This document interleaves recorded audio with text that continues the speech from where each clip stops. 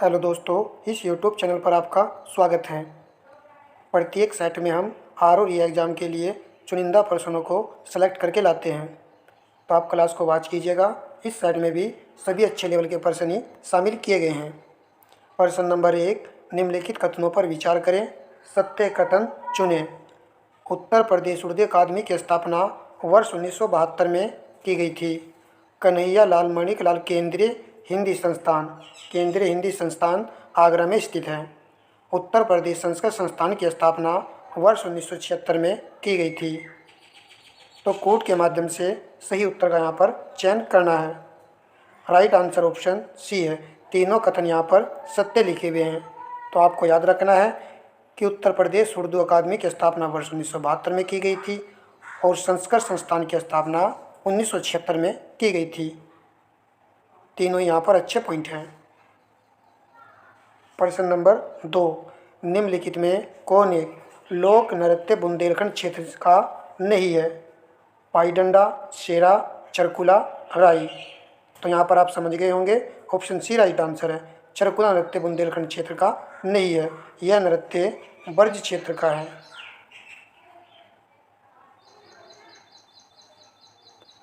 जबकि यहाँ पर जो तीन आए हैं बुंदेलखंड क्षेत्र के लोक नृत्य, तो इन तीनों को याद रखना है।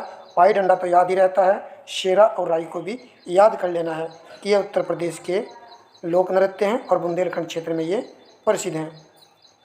नेक्स्ट प्रश्न, वर्ष 1910 में उत्तर प्रदेश के कानपुर से प्रकाशित होने वाली प्रमुख क्रांतिकारी पत्रिका प्रताप का संपादन किसने किया था? पत्रिका का नाम है प्रताप और इसके संपादक कौन थे? गणेश शंकर विद्यार्थी दिया गया है, अब्दुल हलीम ने, शिव प्रसाद गुप्ते ने, कृष्ण दत्त पालीवान ने। तो राइट आंसर ऑप्शन ए है, गणेश शंकर विद्यार्थी इसके संपादक थे। तो ए यहाँ पर राइट आंसर है। प्रश्न नंबर 3, नगोया प्रोटोकॉल के संबंध में निम्नलिखित कथनों पर विचार कीजिए। कोड के माध्यम से सही कथन चुने। नगोया प्रोटोकॉल का समझौता अक्टूबर 2010 में हुआ था। यह प्रोटोकॉल 2014 में लागू हुआ। इस समझौते का उद्देश्य जंगल, कोरल रीफ और जैव विविधता की रक्षा करना था। तो कोड के माध्यम से सही उत्तर का यहाँ पर चयन करना है। राइट आंसर ऑप्शन डी है। 1, 2 और 3 यहाँ पर सभी कथन सही है। तो नगोया प्रोटोकॉल जो समझौता था वो अक्टूबर 2010 में हुआ था और लागू 2014 में हुआ था और जिसका उद्देश्य था जैव विविधता की रक्षा करना। सभी जो अच्छे लेवल के प्रश्न ही सेलेक्ट किए हैं। प्रश्न नंबर नेक्स्ट है, सूची फर्स्ट को सूची सेकंड से सम्मिलित करें तथा नीचे दिए गए कोड की सहायता से सही उत्तर चुनिए। सूची फर्स्ट में शाखा दी गई है और सूची सेकंड में अध्ययन दिया गया है। हार्पेटोलॉजी शाखा में अध्ययन किया जाता है उभयचर सरीसृपों का अध्ययन। ए का यहाँ पर 2 आएगा। डर्मेटोलॉजी में इंपॉर्टेंट है, बहुत बार परीक्षा में पूछा जाता है, त्वचा का अध्ययन इसके अंतर्गत किया जाता है, तो बी का 1 आएगा। एंथ्रोलॉजी फूलों का अध्ययन इसमें किया जाता है, सी का 3। और एंटोमोलॉजी में कीटों का अध्ययन किया जाता है, तो डी का 4 आएगा। 2, 1, 3, 4। तो right answer option 2, 1, 3, 4 option B यहाँ पर राइट आंसर है आपके प्रश्न का।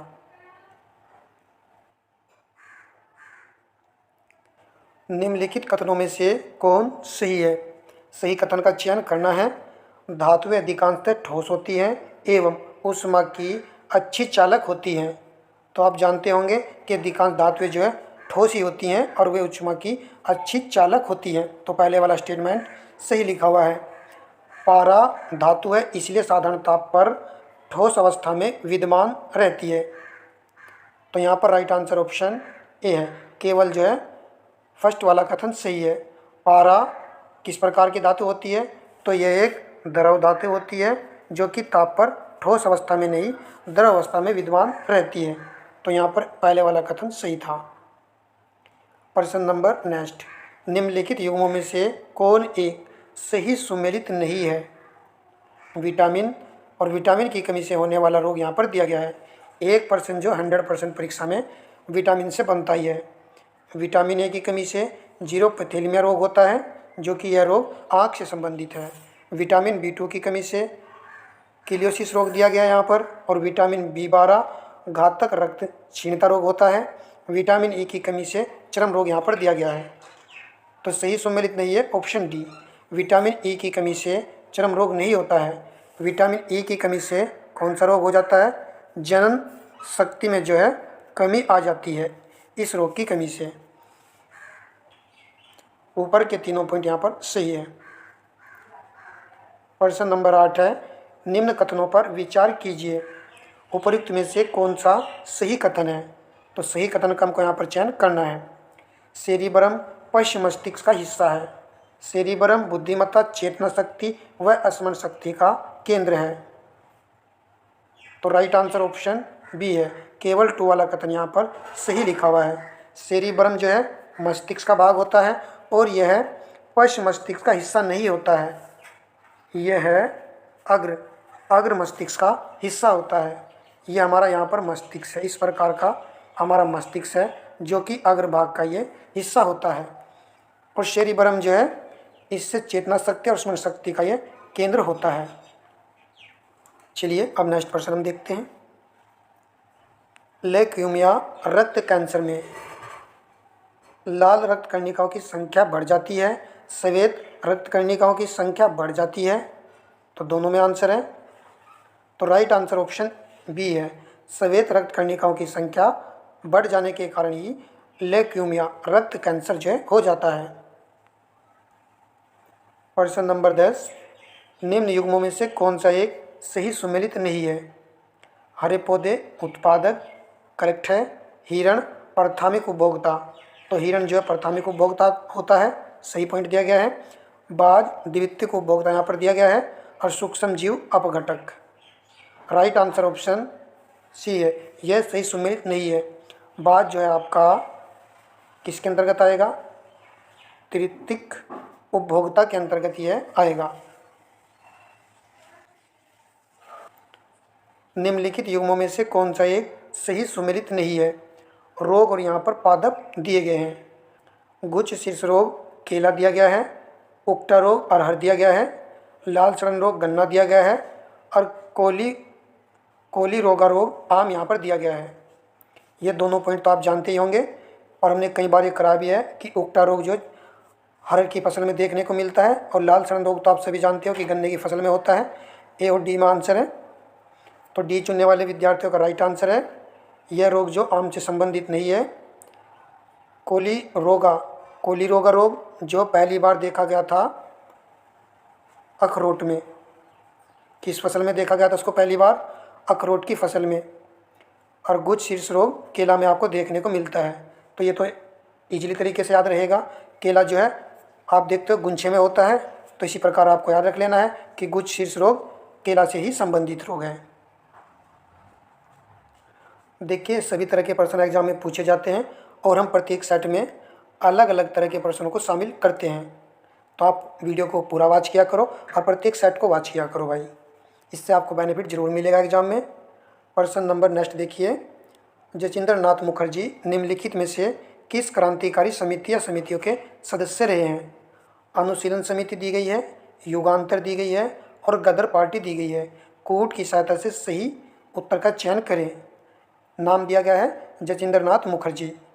तो राइट आंसर ऑप्शन डी है, ये सभी समितियों के सदस्य रहे हैं। प्रश्न नंबर 13 है, अंग्रेजों ने रैयतवाड़ी व्यवस्था सर्वप्रथम आरंभ की थी?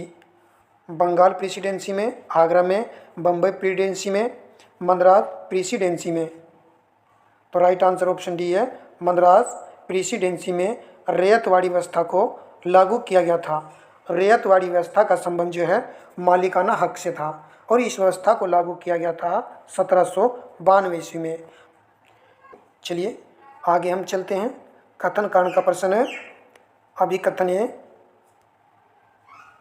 पंचायत चुनाव में अनुसूचित जातियों के लिए पदों का आरक्षण अरुणाचल प्रदेश में लागू नहीं होता है। कारण 2011 के अनुसार अरुणाचल प्रदेश में अनुसूचित जातियों की संख्या नहीं पाई गई। नीचे दिए गए कूट से सही उत्तर का चयन कीजिए। पहला कूट में दिया गया है ए तथा आर दोनों सही है, आर ए की सही व्याख्या कर रहा है। तो आप देखिए कि ये सही है या गलत है। तो राइट आंसर ऑप्शन ए ही है यहाँ पर, क्योंकि अरुणाचल प्रदेश में कोई भी अनुसूचित जनजाति नहीं पाई गई है, इसलिए वहाँ पर अनुसूचित जनजाति के लिए पदों का आरक्षण लागू नहीं होता है। तो ए यहाँ पर राइट आंसर था। चलिए प्रश्न नंबर देखिए नेक्स्ट। सूची फर्स्ट को सूची सेकंड से सम्मिलित करें तथा नीचे दिए गए कोड की सहायता से सही उत्तर चुनिए। सूची फर्स्ट में राज्य और सूची सेकंड में लोकसभा सीटें दी गई हैं। झारखंड में लोकसभा की 14 सीटें हैं, तो एक कट्टू आएगा। पंजाब में लोकसभा की 13 सीटें हैं और बिहार में लोकसभा की 40 सीटें हैं। सी का 1। तमिलनाडु में लोकसभा की 39 सीटें हैं, तो डी का 4 आएगा।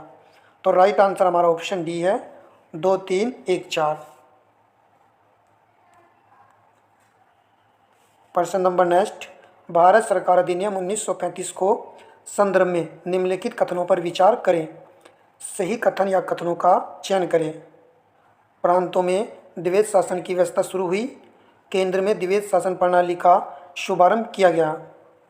तो सही कथन है ऑप्शन बी, केवल 2 वाला कथन यहाँ पर सही है।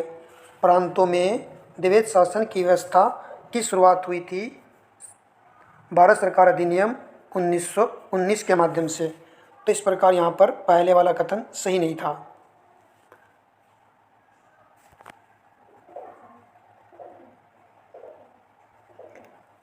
प्रश्न नंबर 17 है, उत्तर प्रदेश के निम्नलिखित में से किस जिले की सीमा हरियाणा से स्पर्श नहीं करती है। Baghpat, Saharanpur, Muzaffarnagar, Mathura. Option C right answer है। मुजफ्फरनगर की सीमा हरियाणा राज्य से नहीं लगती है। तो लगने वाली सीमा याद रखना है, जिसमें आपको याद रखना है बागपत, सहारनपुर, मथुरा और शामली को भी शामिल कर लीजिए। यहाँ पर भी इसकी सीमा जो हरियाणा से लगती है और गौतम बुद्ध नगर वगैरह भी हैं। चलिए प्रश्न नंबर 18 लगाइए। निम्नलिखित में से कौन सा एक बुंदेलखंड क्षेत्र की काली मृदा है। राढ़, भूड़, राकड़, करेल। तो यह गलत नहीं होना चाहिए। डी यहाँ पर राइट आंसर है, करेल। काली मृदा को करेल मिट्टी के नाम से जाना जाता है और काली मृदा कपास की खेती के लिए अच्छी मिट्टी मानी जाती है। प्रश्न नंबर नेक्स्ट। निम्नलिखित नदियों पर विचार कीजिए। उपरोक्त में से कितनी चंबल की सहायक नदियां हैं। तो चंबल की सहायक नदी है पार्वती, बनास, मेज। राइट आंसर ऑप्शन सी है। केवल यहाँ पर 3 नदी जो चंबल की सहायक नदी है, हेमावती सहायक नदी है कावेरी की। ये अच्छा पॉइंट है कि हेमावती किसकी सहायक नदी है, कावेरी की है सहायक नदी है। सूची फर्स्ट को सूची सेकंड से सम्मिलित करें तथा नीचे दिए गए कोड की सहायता से सही उत्तर चुनिए। सूची फर्स्ट में जलप्रपात दिया गया है और सूची सेकंड में नदी दी गई है। हुंडरू जलप्रपात सवर्ण रेखा नदी पर है। एक का 2 आएगा। चुलिसिया जलप्रपात चंबल नदी पर है। बी का 3 आएगा। पुनुसा जलप्रपात नर्मदा नदी पर है। सी का 1 आएगा। शिव समुद्रम कावेरी नदी पर है। तो डी का 4 आएगा। राइट आंसर देखिए यहाँ पर क्या है, 2, 3, 1, 4। ऑप्शन ए यहाँ पर राइट आंसर है। यहाँ पर एक जो है अच्छा पॉइंट आया है, पुनुसा जलप्रपात नर्मदा नदी पर है। तो इसको जरूर यहाँ नोट कर लेना है आपको। नेक्स्ट प्रश्न देखते हैं। यह है विमिलान संबंधी प्रश्न है। तो कोड की सहायता से सही उत्तर का यहाँ पर हमको चुनाव करना है। भंडारा किस खनिज से संबंधित है। तो यहाँ पर आएगा मैग्नीज। एक का 4 आएगा। भंडारा आप जानते हो किस राज्य में है, महाराष्ट्र राज्य में है ये, और मैग्नीज के लिए यह स्थान जाना जाता है। नलोर अभ्रक के लिए, और ये आंध्र प्रदेश में है। तो यहाँ पर 2 आएगा। डल्ली राजहरा जो कि लोहे एक्स उत्पादन के लिए जाना जाने वाला स्थान है, और यह आपका है छत्तीसगढ़ राज्य में। राखा खान, तो यहाँ पर बचा है आपका तांबा। तो राखा खाने जो है प्रसिद्ध है तांबा के उत्पादन के लिए, और राखा खान जो है किस राज्य में है, ये पॉइंट जानना बहुत ज़रूरी है। झारखंड राज्य में है ये, और ये तांबा उत्पादन के लिए प्रसिद्ध खाने हैं। 4 2 3 1 ऑप्शन डी प्रश्न का राइट आंसर है। उचित पॉइंट को भाई जरूर नोट करना है, क्योंकि आप सभी जानते हो आरओ में 140 प्रश्न होते हैं और इन 140 प्रश्नों में कम से भी कम 90 प्रश्न ऐसे होते हैं जो थोड़ी बहुत ही ट्रिक के माध्यम से होते हैं, यानी नॉर्मल प्रश्न होते हैं। केवल यहाँ पर 50 प्रश्न ही आपको हार्ड देखने को मिलते हैं, जो कि कथन कारण से होंगे, और आपका जीके जीएस भी कुछ शामिल होगा इनमें, और साथ में करंट के प्रश्न जो है शामिल होंगे। यदि आप यहाँ पर 90 में सही 85 प्रश्न कर जाते हैं और इधर 50 में से भी कम, ज़्यादा नहीं बोलूँगा, 20% भी सही कर जाएंगे तो 105 यहाँ पर आपको केवल अटैम्प्ट करना है। उसके बाद में हिंदी है हमारे पास, 60 क्वेश्चन में से आप 50 यहाँ पर सही से अटैम्प्ट कर लीजिएगा तो 155 आपके बन रहे हैं, जो कि आपको कट ऑफ में स्थान दिला रहे हैं। इसलिए प्रत्येक प्रश्न को ध्यान से देखना है और छोटे छोटे प्रश्नों को भी करते हुए चलना है। निम्नलिखित कथनों पर विचार कीजिए। ब्यूनस आयर्स को दक्षिण का पेरिस कहा जाता है, टर्की को पश्चिम का द्वार कहा जाता है। सत्य कथन चुनिए। तो राइट आंसर ऑप्शन सी है, दोनों यहाँ पर सही हैं। उत्तर प्रदेश में स्थित निम्न जल विद्युत परियोजना में कौन सी एक रिहंद नदी पर स्थित है? राजघाट, शीतला, ओबरा, माता टीला। तो राइट आंसर ऑप्शन सी है, ओबरा जल विद्युत परियोजना रिहंद नदी पर है, सोनभद्र जिले में है, जबकि राजघाट, शीतला और माता टीला ये किस नदी पर स्थित हैं? तीनों परियोजना बेतवा नदी पर स्थित हैं। प्रश्न नंबर नेक्स्ट, पारिस्थितिकी पद छाप के नाप की इकाई है? भूमंडलीय hectare, nanometre, opus, cubic foot, cubic ton. तो ऑप्शन है यहाँ पर राइट आंसर है, यह जो पारिस्थितिकी पद छाप के नाप की इकाई है, भूमंडलीय हेक्टेयर। प्रश्न नंबर नेक्स्ट, निम्न युग्मों पर विचार कीजिए। पंचवर्षीय योजना दी गई है और केंद्रीय विषय यहाँ पर दिया गया है। उपरोक्त युग्मों में से कितने सही सुमेलित हैं? उपरोक्त युग्मों में से कितने युग्म यहाँ पर सही सुमेलित हैं, ये हमको यहाँ पर बताना है। 5वीं पंचवर्षीय योजना गरीबी निवारण एवं रोजगार सृजन दिया गया है। 6ठी पंचवर्षीय योजना निर्धनता उन्मूलन एवं आत्मनिर्भरता दी गई है। 9वीं पंचवर्षीय योजना में सामाजिक न्याय और समानता के साथ आर्थिक समृद्धि दी गई है। 11वीं पंचवर्षीय योजना में तीव्रतर और अधिक समावेशी विकास यहाँ पर दिया गया है। तो यहाँ पर केवल 2 युग्म सुमेलित हैं, तीसरे वाला और चौथे वाला। 5वीं पंचवर्षीय योजना में निर्धनता उन्मूलन एवं आत्मनिर्भरता इसका केंद्रीय विषय था, और 6ठी में आपको याद रखना है गरीबी निवारण एवं रोजगार सृजन। तो 5वीं योजना में जो केंद्रीय विषय रहा निर्धनता उन्मूलन रहा था, और फिर उसके बाद में 6ठी में कहा गया था कि हम गरीबी निवारण और एवं रोजगार सृजन जो उपलब्ध करा देंगे। तो भैया यहाँ पर बहुत ही अच्छा प्रश्न था ये। प्रश्न नंबर नेक्स्ट, निम्नलिखित पर विचार करें तथा उनको काल क्रम अनुसार व्यवस्थित करें। यहाँ पर जो है 5 युद्ध दिए गए हैं, इन 5 युद्धों का आपको काल क्रम अनुसार व्यवस्थित करना है। बिलग्राम का युद्ध हुआ था 1540 में। बिलग्राम के युद्ध को आप जानते होंगे कन्नौज का युद्ध भी कहा जाता है, तो यह 1540 में हुआ था। सरहिंद का युद्ध 1555 ईस्वी में हुआ था। चौसा का युद्ध 1539 ईस्वी में हुआ था। और दोहरिया का युद्ध जिसको देवरा का युद्ध भी कहा जाता है, यह युद्ध हुआ था 1532 ईस्वी में।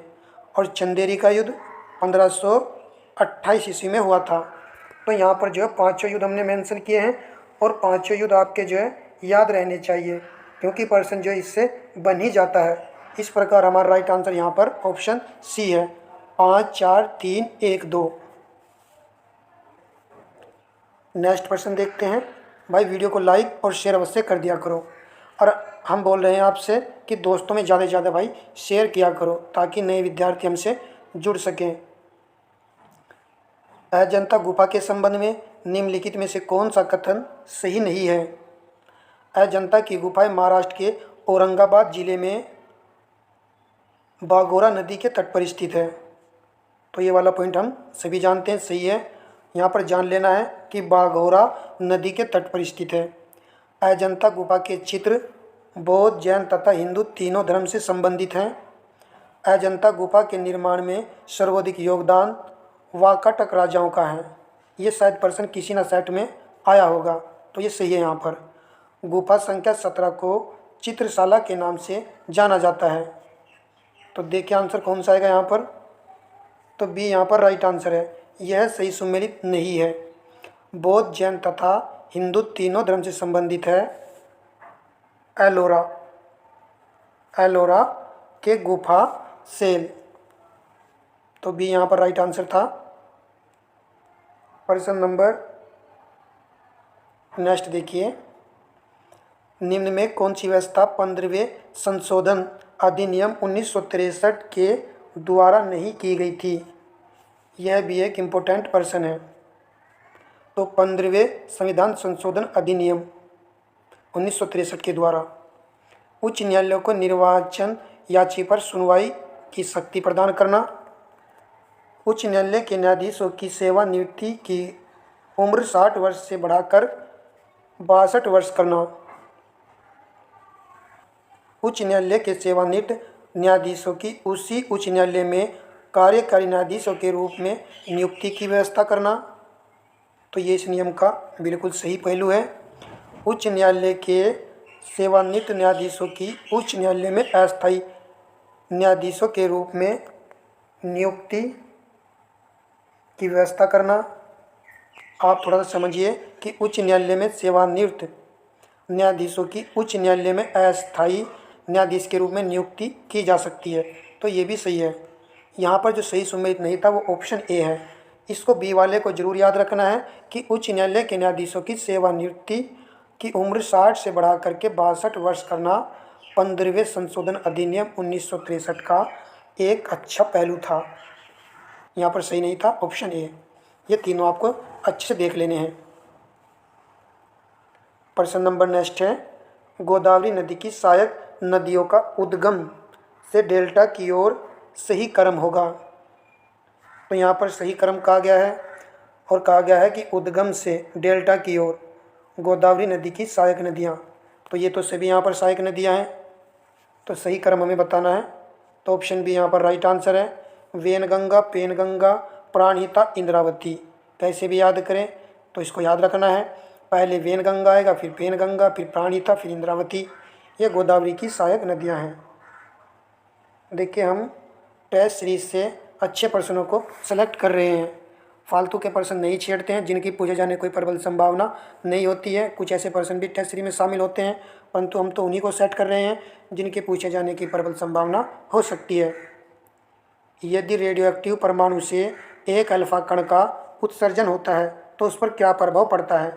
आपने 10 क्लास में जरूर पढ़ा होगा यदि साइंस के विद्यार्थी होंगे। एक अल्फा कण के उत्सर्जन से क्या होता है, द्रव्यमान संख्या में 4 की कमी तथा परमाणु संख्या में 2 की कमी हो जाती है। तो ए यहाँ पर राइट आंसर है। नेक्स्ट प्रश्न देखते हैं। 22 से 25 अप्रैल 2024 के मध्य विश्व ऊर्जा कांग्रेस का 26वां संस्करण आयोजित किया गया। विश्व ऊर्जा कांग्रेस के संबंध में निम्न में से कौन सा कथन गलत है। एक कथन यहाँ पर गलत है। विश्व ऊर्जा परिषद की स्थापना 1923 ईस्वी में की गई। तो ये अच्छा पॉइंट है, सही है। इसका मुख्यालय कहाँ पर है, लंदन में है। 26वें विश्व ऊर्जा कांग्रेस का विषय था लोगों और ग्रह के लिए ऊर्जा का नया स्वरूप देना। 26वें विश्व ऊर्जा कांग्रेस का विषय था, तो यह भी करेक्ट पॉइंट है। विश्व ऊर्जा कांग्रेस के 26वें संस्करण का आयोजन न्यूयॉर्क में नहीं किया गया, इसका आयोजन किया गया था नीदरलैंड में। तो नीदरलैंड आपको यहाँ पर याद रखना है। तो डी यहाँ पर राइट आंसर था। प्रश्न नंबर 32 है, निम्न में कौन सा कथन सही नहीं है। मानव की खोपड़ी में कुल 29 अस्थियाँ होती हैं, तो सही है। मानव में 14 जोड़ी पसलियाँ होती हैं। मानव के दोनों अग्रपादों तथा हाथ में कुल 60 अस्थियाँ होती हैं। बाहों को कंधे पर जोड़ने वाले भाग को अंश मेखला कहते हैं। तो सही नहीं है ऑप्शन बी। मानव में 14 जोड़ी पसलियाँ होती हैं? नहीं। कितनी जोड़ी होती हैं? 12 जोड़ी पसलियाँ होती हैं। और बाहों को कंधे पर जोड़ने वाले भाग को अंश मेखला कहा जाता है, याद रखना है। प्रश्न नंबर नेक्स्ट है, नीचे दो कथन दिए गए हैं, एक को कथन और दूसरे को कारण आर कहा गया है। पहाड़ी क्षेत्रों गोइटर एक सामान्य बीमारी है, कारण पहाड़ी क्षेत्रों में लोगों के भोजन में आयोडीन की कमी होती है। तो नीचे दिए गए कूट से सही उत्तर का चयन कीजिए। देखिए यहाँ पर ऑप्शन ए आएगा या फिर ऑप्शन बी आएगा आंसर। ऑप्शन बी राइट आंसर है। ए तथा आर दोनों सही है। आर ए की सही व्याख्या है।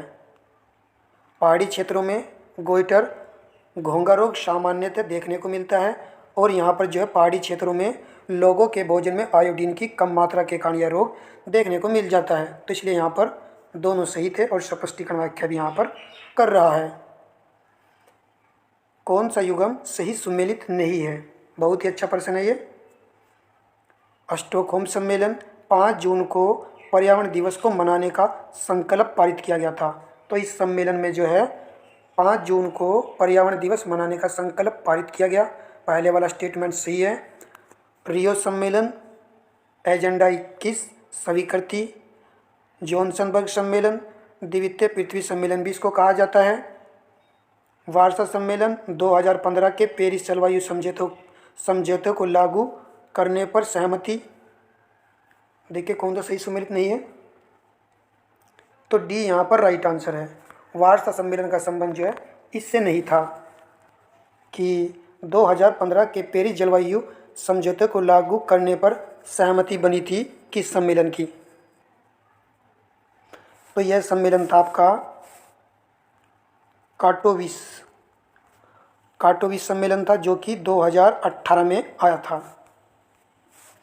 वार्सा सम्मेलन की बात करें तो वार्सा सम्मेलन 2012 में हुआ था।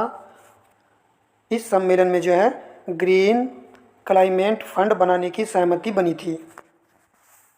अब देखते हैं नेक्स्ट प्रश्न।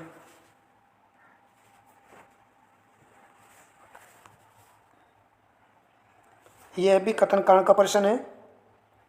कथन, लॉर्ड विलियम बेटिक ने सती प्रथा का अंत किया, कारण राजा राम मोहन राय ने इसकी अगुवाई की। नीचे दिए गए कोड से सही उत्तर का चयन कीजिए। ऑप्शन ए यहाँ पर राइट आंसर है। ए तथा आर दोनों सही है। आर ए का सही स्पष्टीकरण है। लॉर्ड विलियम बेटिक ने सती प्रथा का अंत किया था 1829 ईस्वी में, और इन्होंने सती प्रथा का जो अंत किया था राजा राम मोहन राय के सहयोग से किया था। तो यहाँ पर दोनों सही है। आप समझ गए होंगे कि राजा राम मोहन राय ने ही इसकी अगुवाई की थी। तो इस प्रकार सही है यहाँ पर। प्रश्न नंबर 36 है, निम्नलिखित पहाड़ियों को दक्षिण से उत्तर के क्रम में सजाइए। तो आपको दक्षिण से चलना है और उत्तर की ओर यहाँ पर चलना है। इनको सही क्रम में आपको सजाना है।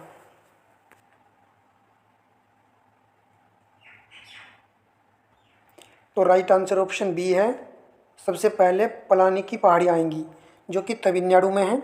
उसके बाद में आएगी नीलगिरी की पहाड़ियाँ जो कि तमिलनाडु के साथ साथ केरल राज्य में भी हैं।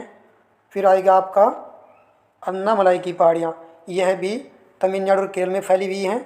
कार्डेमम की पहाड़ियाँ केरल में हैं और तमिलनाडु में इसका कुछ हिस्सा है।